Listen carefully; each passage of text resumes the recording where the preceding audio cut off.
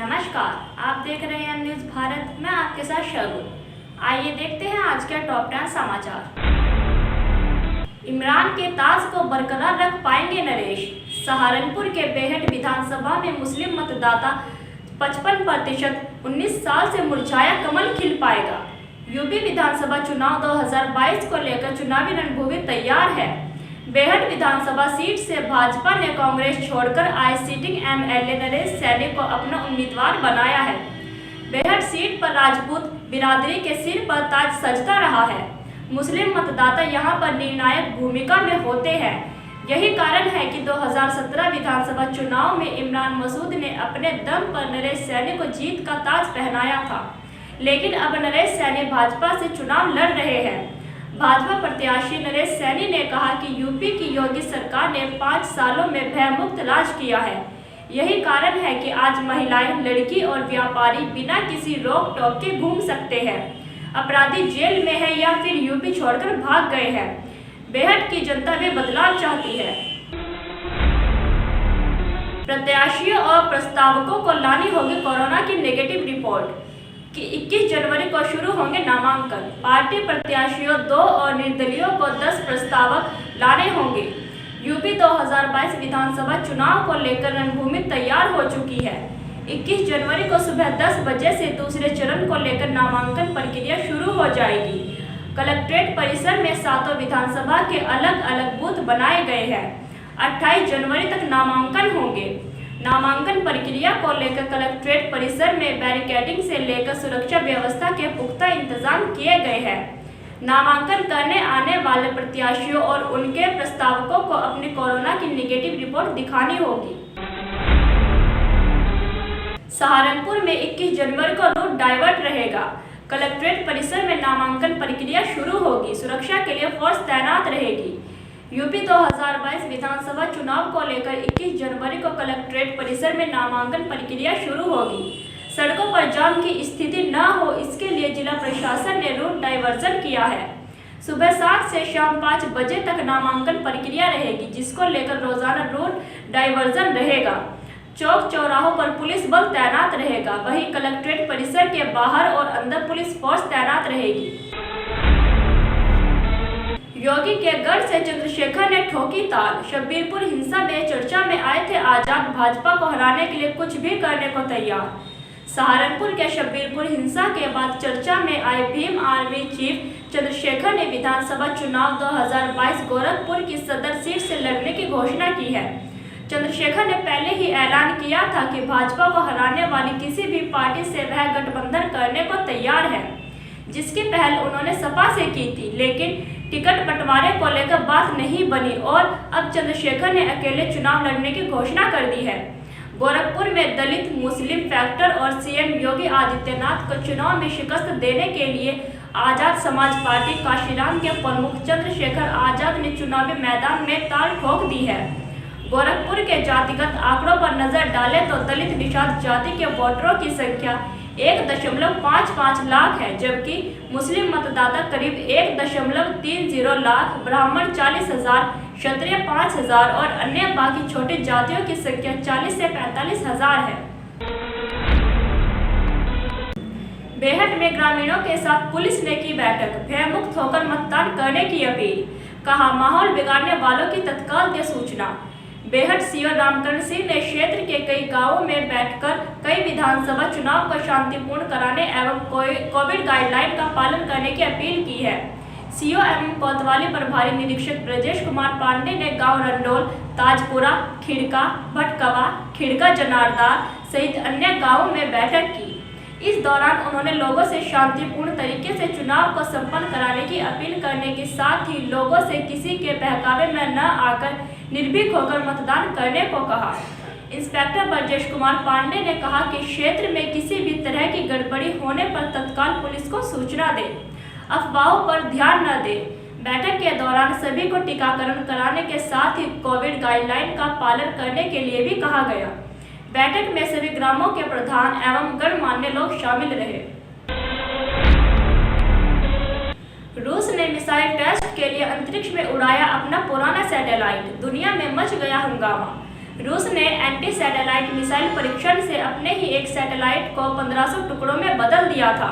इस कार्रवाई से उसे अंतर्राष्ट्रीय समुदाय की नाराजगी झेलनी पड़ रही है। अब चीन अंतरिक्ष एजेंसी ने बताया कि रूस के पुराने सैटेलाइट के मलबे से चीन के सैटेलाइट की टक्कर होते होते बची।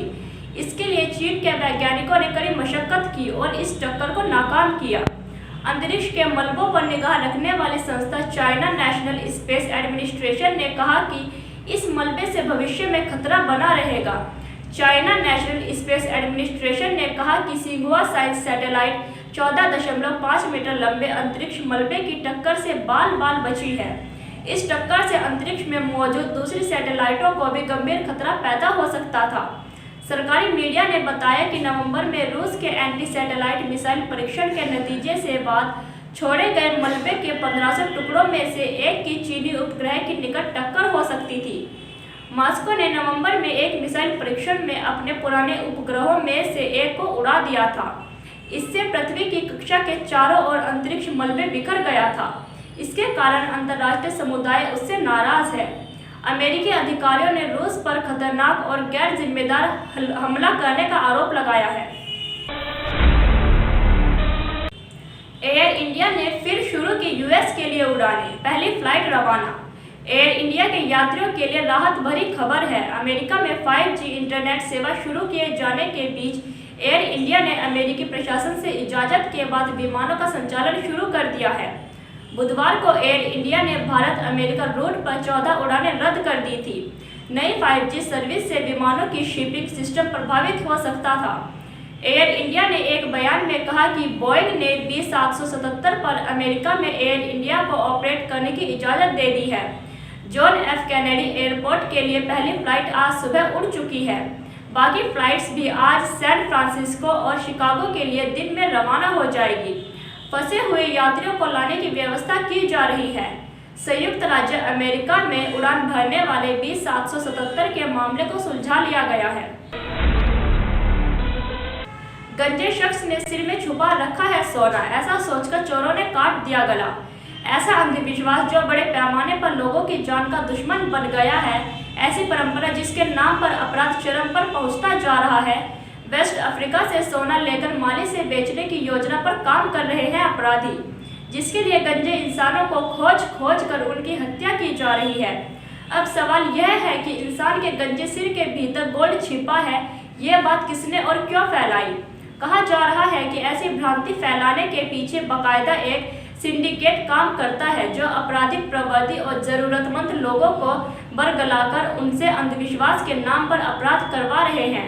रिपोर्ट के मुताबिक 2017 में अंधविश्वास से जुड़े कर्मकांडों के नाम पर शरीर के अंगों के लिए एक साथ 5 लोगों की हत्या कर दी गई थी।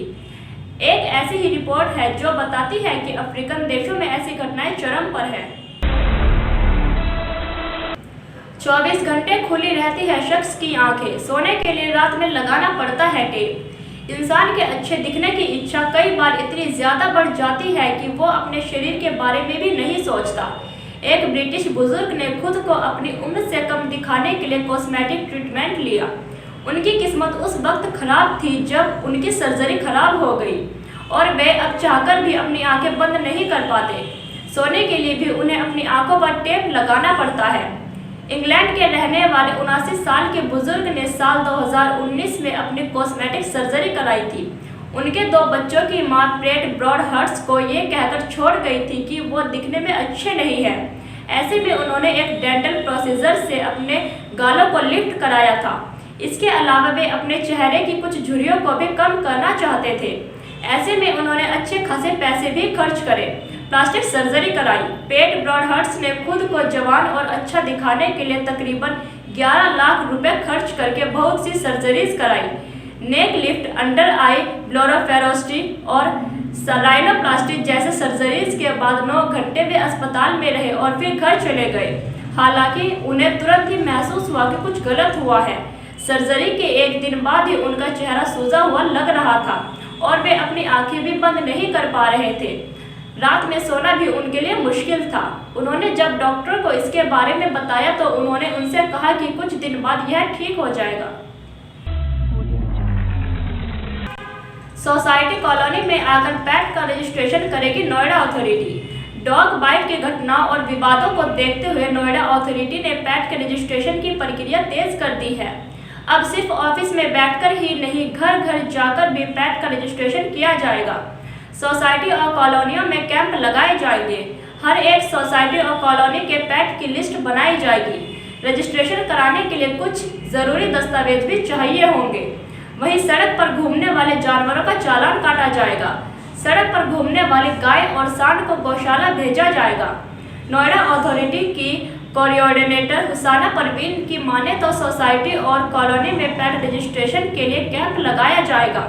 कैंप में रजिस्ट्रेशन करने आने वाले पेट लवर को एक आईडी प्रूफ, एक एड्रेस प्रूफ, पेट मालिक के 2 फोटो और पेट के वैक्सीनेशन का कार्ड लेकर आना होगा। इसके साथ ही फीस के रूप में 500 रुपये भी जमा कराने होंगे। हुसैना का कहना है कि इस कैंप का मकसद पेट की जानकारी इकट्ठा करना, उनके वैक्सीनेशन की डिटेल जमा करना और किस किस ब्रीड के पेट नोएडा की सोसाइटी और कॉलोनियों में पल रहे हैं, यह डाटा जमा करना है। ब्रेकिंग न्यूज़ के लिए बने रहिए एम न्यूज़ भारत के साथ।